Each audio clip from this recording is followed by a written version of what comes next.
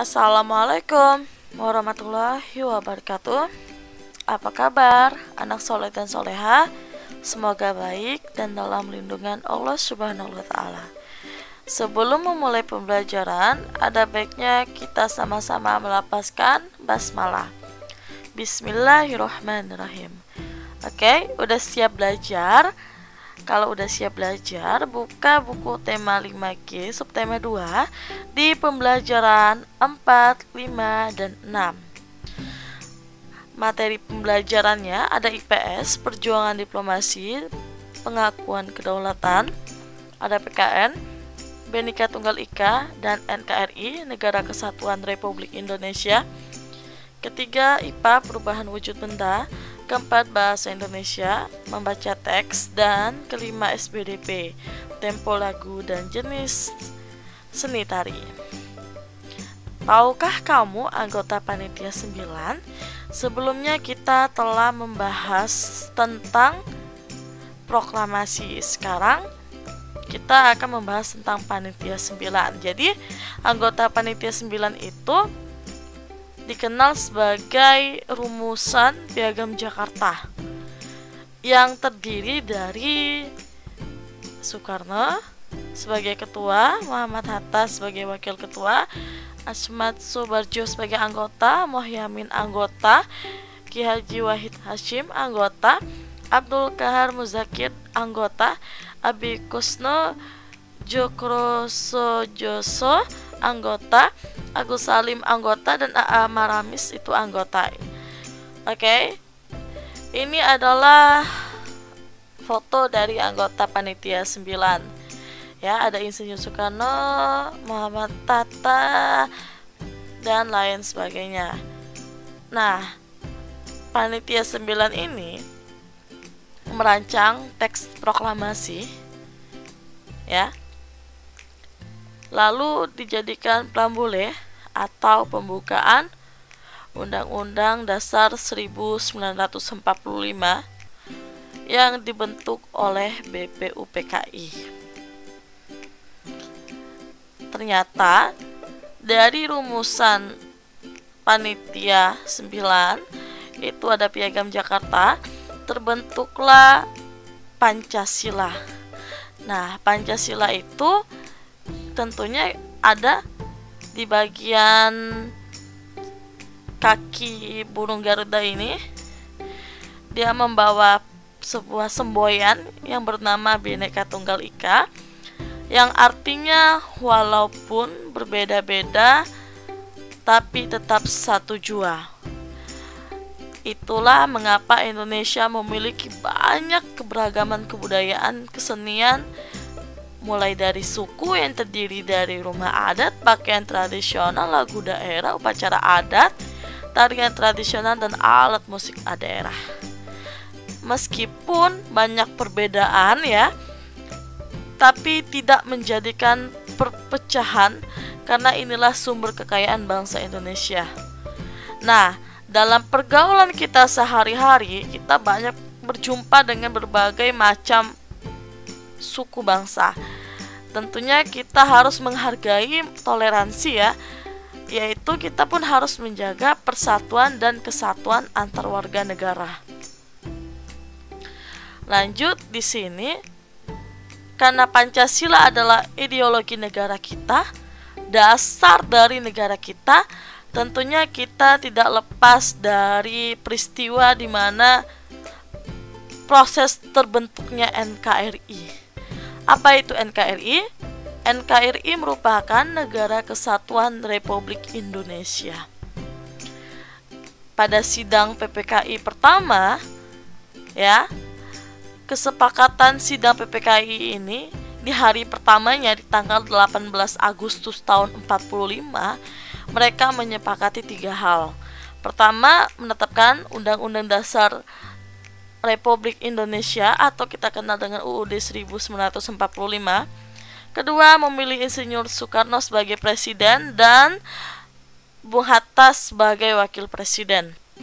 Yang ketiga, pembentukan Komite Nasional untuk membantu presiden selama Majelis Permusyawaratan Rakyat atau MPR, dan Dewan Perwakilan Rakyat DPR. Belum terbentuk waktu itu. Nah, di hari kedua, di tanggal 19 Agustus tahun 45, PPKI tetap melakukan sidang, tapi ini masih di sidang pertama ya, meskipun ini di hari kedua, yang dipimpin oleh Otto Iskandar Dinata, yang beranggota Ahmad Subarjo, Sayuti Malik, Iwa Kusuma Sumantri, Wiranata Kusuma, Dr. Amir, A.A. Hamidan, Dr. Ratulangi, dan I Gusti Ketut Puja.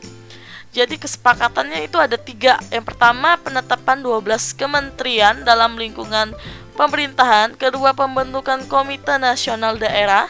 Ketiga, pembagian 8 provinsi dari Sumatera, Jawa Barat, Jawa Tengah, Jawa Timur, Sunda Kecil, Nusa Tenggara ya, Maluku, Sulawesi, dan Kalimantan.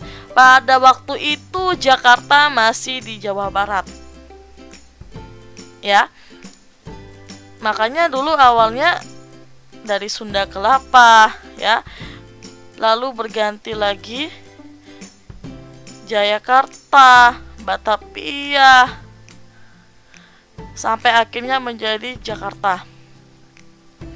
Nah, setelah melewati sidang pertama dengan 2 hari yang berturut-turut, maka dilakukan sidang PPKI yang kedua.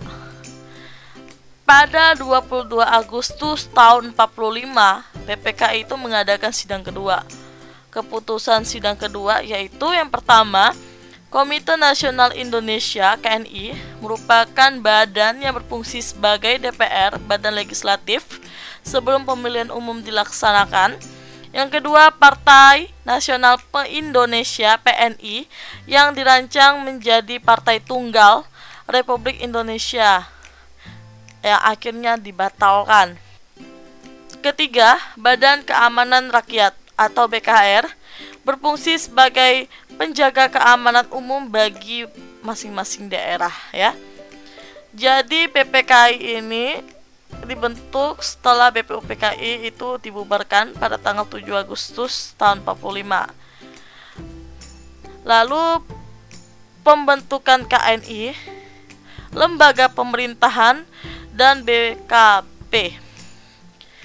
KNI dibentuk sebagai tujuan dan cita-cita bangsa Indonesia menyelenggarakan kemerdekaan yang dilantik pada 29 Agustus 1945. Lalu ada lembaga pemerintahan yang dibentuk tanggal 19 Agustus tahun 45, terdiri dari 12 kementerian disebut Kabinet Republik Indonesia, bertanggung jawab terhadap Presiden dalam menjalankan tugasnya. Badan Keamanan dan Pertahanan BKP pada tanggal 5 Oktober tahun 45 ya. BKR atau Badan Keamanan Rakyat menjadi Tentara Keamanan Rakyat. Setiap tanggal 5 Oktober diperingati hari lahirnya TNI. Ini kebudayaan yang ada di NKRI. Ya, Negara Kesatuan Republik Indonesia. Apa aja sih kebudayaannya? Ada kesenian, religi atau kepercayaan, pengetahuan, teknologi, kemasyarakatan, ekonomi, dan bahasa. Kebudayaan di NKRI ini harus kita jaga. Kita tidak boleh berpecah belah, makanya kita harus menjaga persatuan dan kesatuan sebagai bentuk kita sebagai warga negara, ya. Nah, ini perjuangan diplomasi, yaitu ada perundingan Linggajati.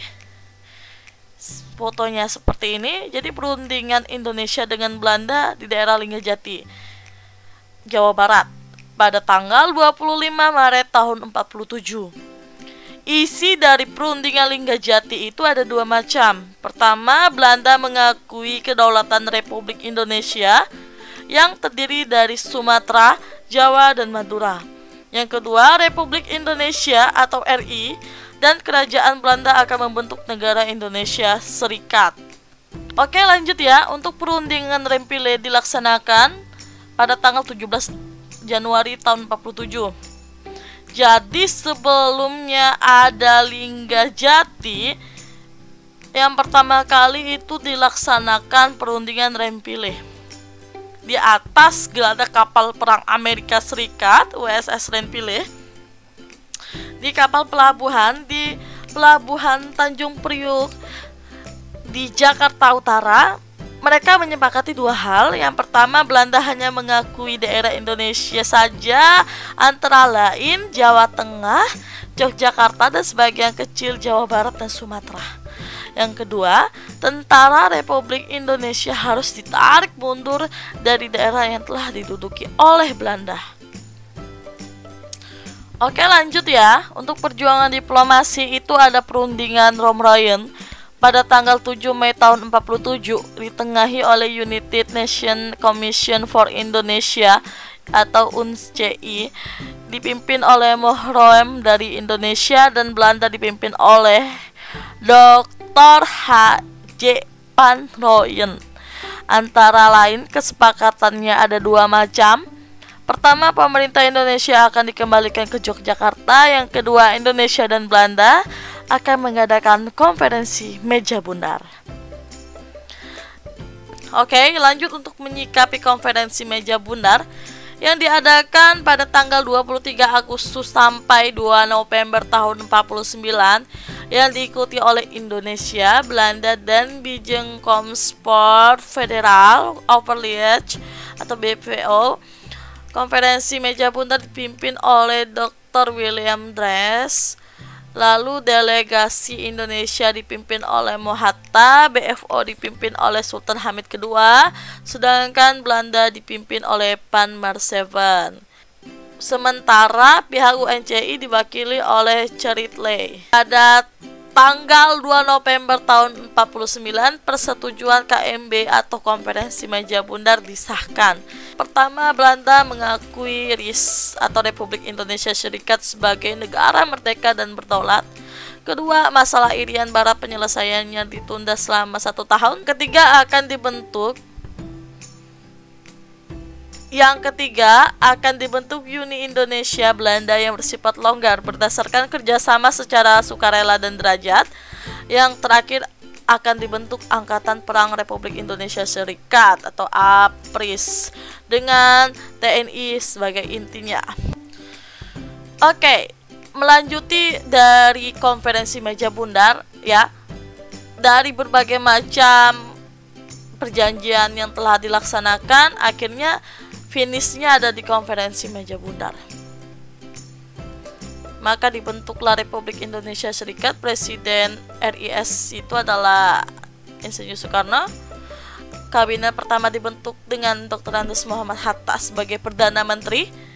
Pada tanggal 23 Desember tahun 49, delegasi RIS dipimpin oleh Dr. Andes Muhammad Hatta pergi ke Belanda untuk menandatangani pengakuan kedaulatan Belanda atas Indonesia. Upacara penandatanganan dilakukan pada 27 Desember tahun 49.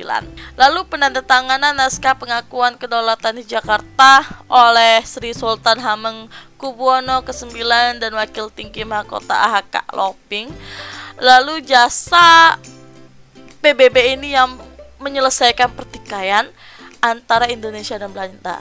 Jadi PBB itu Perserikatan Bangsa-Bangsa. Nah, perannya sangat penting dalam menyelesaikan permasalahan antara Indonesia dan Belanda. Lalu hasilnya adalah Republik Indonesia Serikat RIS atau RIS atas negara RI dan BFO. Tapi karena tidak ada kepuasan dari bangsa lain atau dari negara lain, akhirnya pada 17 Agustus tahun 50 terbentuklah kembali Negara Kesatuan Republik Indonesia atau yang sekarang disebut dengan NKRI harga mati. Oke, lanjut ya. Ternyata NKRI itu kan banyak banget keberagaman dan kebudayaan, makanya Indonesia itu banyak sekali tarian yang tersebar luas di Nusantara. Tapi di antara semuanya itu ternyata dibagi menjadi 3 jenis tarian. Yang pertama adalah tari tunggal yang terdiri dari 1 orang. Ini salah satu contoh dari Dayak Kenyah, daerah Kalimantan ya. Namanya tari Kancet Ledo. Selain itu ada tari gandrung dari Banyuwangi, taledi dari Jawa Timur, dan lain sebagainya. Selanjutnya ini adalah salah satu contoh gambar dari tari Adaninggar dari Jawa Tengah. Tari berpasangan yang terdiri dari 2 orang atau berpasangan. Contohnya tari Adaninggar dari Jawa Tengah, tari Babat dari Jawa Timur, tari Cendrawasih dari Bali, dan sebagainya.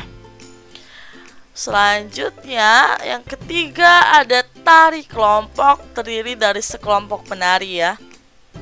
Contohnya ada tari Saman dari Aceh, tari Tortor dari Sumatera Utara, tari Zapin dari Riau, dan lain sebagainya. Banyak banget tarian yang ada di Indonesia. Tentunya di daerah kalian atau daerah asal kalian memiliki tari daerah khasnya ya. Nah, di dalam tarian biasanya itu ada banyak tempo lagu, atau di lagu nasional kita pun memiliki beberapa tempo lagu. Ini bisa kalian simak ya. Tempo itu apa? Tempo adalah ukuran kecepatan birama lagu yang terdiri dari 3 jenis. Tempo lambat, tempo sedang, dan tempo cepat. Oke, kalau gitu Ibu akan menjelaskan jenis-jenis tempo ya. Jadi dari 4 tingkatan. Pertama grave, lambat khidmat, lergo, tempo lambat nada gung, adagio, tempo yang sedikit lebih cepat dari tempo largo, dan lento, tempo yang sangat lambat. Oke, selanjutnya ada tempo sedang. Yang pertama adante, secepat orang berjalan ya. Adantino berarti lebih cepat dari adante. Maestoso, temponya agung dan mulia, yaitu lebih cepat lagi. Dan moderato, tempo yang sedang berada, lebih cepat lagi, semakin cepat ya. Nah, tempo yang cepat itu ada allegretto, jadi nadanya agak cepat dan riang. Allegro, temponya cepat, hidup dan riang. Vivace, hidup dan riang. Presto, tempo yang berarti cepat gitu. Semakin tinggi kecepatan lagu itu, maka akan semakin cepat. Oke, lanjut ya. Setelah kita membahas tentang tempo lagu, keberagaman, jadi kita akan lanjut ke wujud benda. Wujud benda itu banyak sekali keberagamannya ya. Kemarin kita telah belajar tentang pengkristalan, pengambunan, pembengkuan, pencairan. Sekarang ini adalah salah satu contoh dari perubahan wujud benda dari cair menjadi uap, padat menjadi cair, atau padat menjadi gas. Contohnya air dipanaskan menjadi uap udara.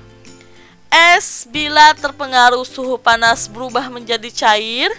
Kapur barus menyublim atau menjadi gas jika dibiarkan di udara terbuka. Makanya kapur barus ya, kalau kalian temukan di toilet atau di manapun, bentuk awalnya itu seperti ini ya, lebih besar, lama-lama dia akan menghilang. Lalu selanjutnya ada mentega mencair, yang mana kalau kita lagi masak ataupun kita lagi ngadon kue, maka menteganya akan mencair. Oke, kesimpulannya apa? Apabila suatu benda menerima panas, maka suhu benda semakin naik. Sedangkan makin banyak suatu benda menerima panas, maka semakin tinggi usaha benda tersebut. Sekarang yuk kita latihan soal. Pertama, tuliskan perjuangan diplomasi dan tanggal terbentuknya. Kedua, kapan BPU PKI dibentuk? Setelah itu, kapan PPKI terbentuk? Ketiga, sebutkan tarian daerah yang kamu ketahui. Keempat, lagu syukur bertempo apa?